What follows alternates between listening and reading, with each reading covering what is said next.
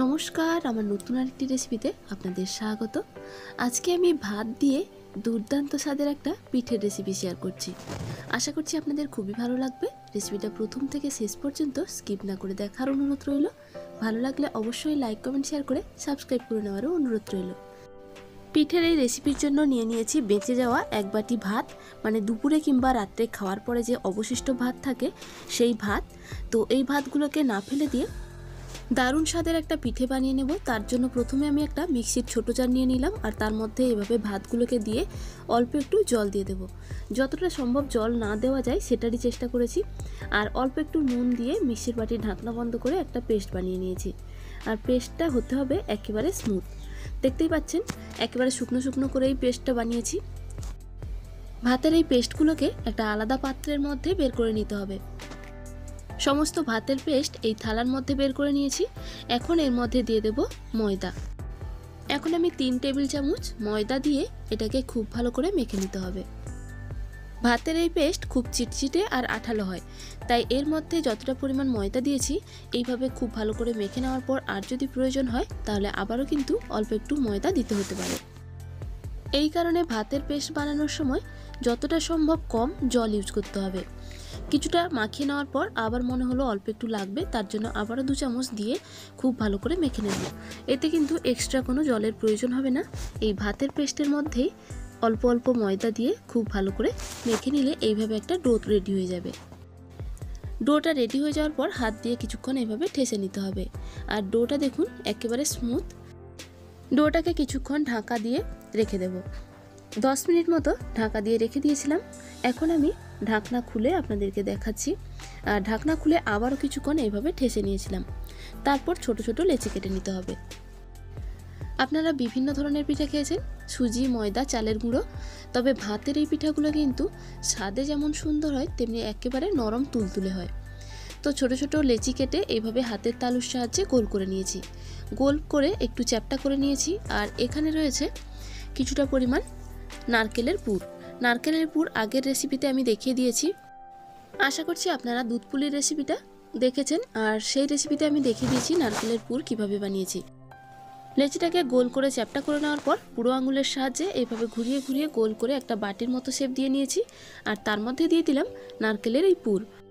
নারকেলের পুর দিয়ে মুখটাকে খুব ভালো করে বন্ধ করে দেব, যাতে করে পুরগুলো ফেটে বেরিয়ে না যায়।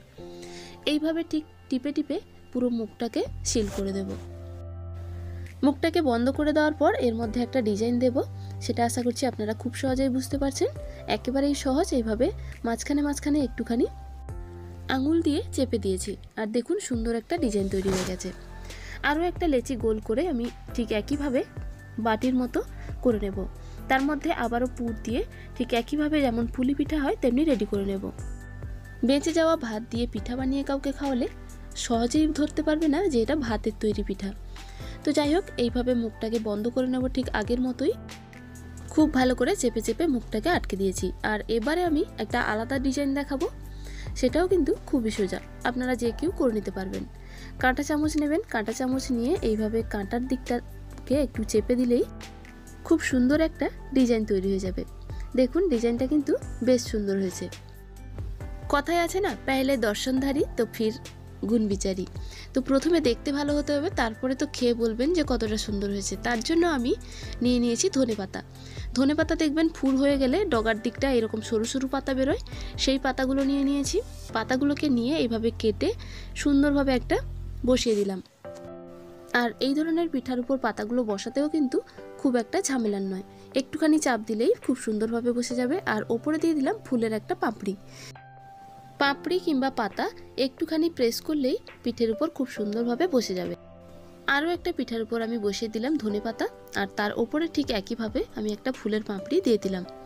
আগেরটা ছিল ধনেপাতার ডগার দিকটা পাতা, আর এটা হচ্ছে নর্মাল যে কচি ধনেপাতায় যে পাতাগুলো হয় সেগুলো মিলিয়ে মিশিয়ে বেশ কয়েকটা পিঠা আমি রেডি করে নিলাম।